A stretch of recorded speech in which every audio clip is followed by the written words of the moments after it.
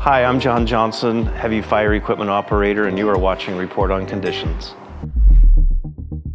On this week's episode, firefighters battle a 2-story residential structure fire in Banning, and fire communications dispatcher Jennifer Jones has a special visitor.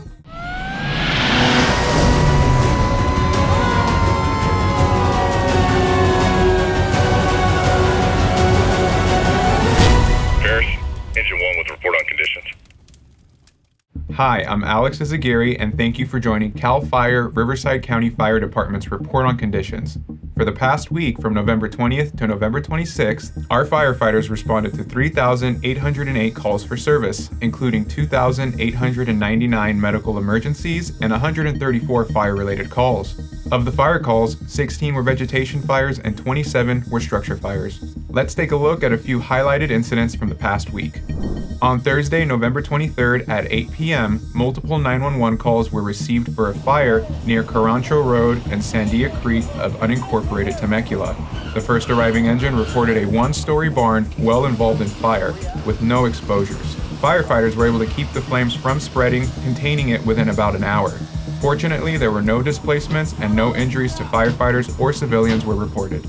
On Thursday, November 23rd at around 9:45 p.m., engines were dispatched to a reported traffic collision in the 32,700 block of Wildemar Trail in the city of Wildemar.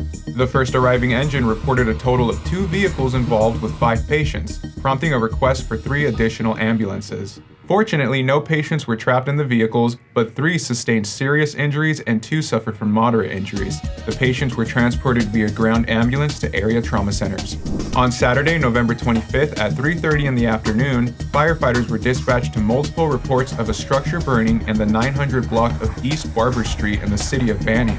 The battalion chief was first to arrive, confirming a 2-story single-family dwelling with heavy fire and smoke showing.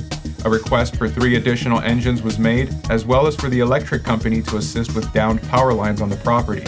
Unfortunately, the structure was destroyed and the American Red Cross was requested to assist 3 displaced adults. 3 civilians were treated for injuries at the incident and resources remained on scene until after midnight, completing heavy overhaul. On Sunday, November 26th at around 5:45 p.m., firefighters responded to a single report of a building on fire near the intersection of Petterington Street and Grand Avenue in unincorporated Lakeland Village. The first on-scene engine reported a single-story commercial building with smoke and fire visible from one side. Firefighters made access into the building, quickly containing a small fire inside before it spread to the remainder of the structure. Firefighters were on scene for about 1 hour performing mop-up. No injuries to civilians or firefighters were reported. I got what it takes. I've got what it takes. I've got what it takes.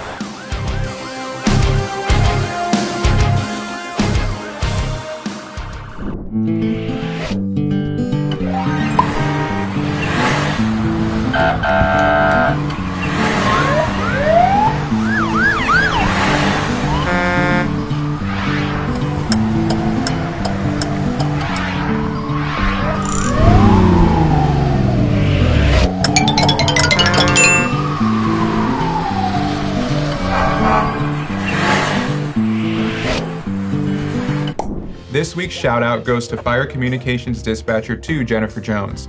On Wednesday, November 22nd, she was able to meet the baby that she helped 2 proud parents deliver at home. When Amy Sierra went into labor on September 7th, 2023, she and her husband Jaime knew there would not be enough time to get to the hospital, so they called 911 for an ambulance. Dispatcher Jones answered the call and was able to use emergency medical protocols to help Jaime and Amy safely deliver their precious second daughter, Catalea, who made a very quick entrance into the world via their living room. Firefighters and paramedics arrived shortly afterward and took mom and baby to the hospital for further examinations and treatment. All are healthy and we're happy to meet the 911 dispatcher that helped them through their scary and exciting moment. My name is Braden Cortesi and I have a question for a firefighter. How heavy is the gear when you go into a fire? All right, so when I'm on a wildland fire, so fire's up on the hills and the mountains and grass, I carry a special pack that's specifically for wildland firefighting, and it weighs about 30 to 40 pounds depending on how much water I carry and the different tools I carry. Also wear a special Nomex top to keep me safe, and my helmet, and a tool of my choice. I prefer what's called a rhino or a shovel, and all that together could weigh up to about 50 pounds. And if I add a hose pack when we're going up hills to lay hose, we could add another 25 pounds to my back.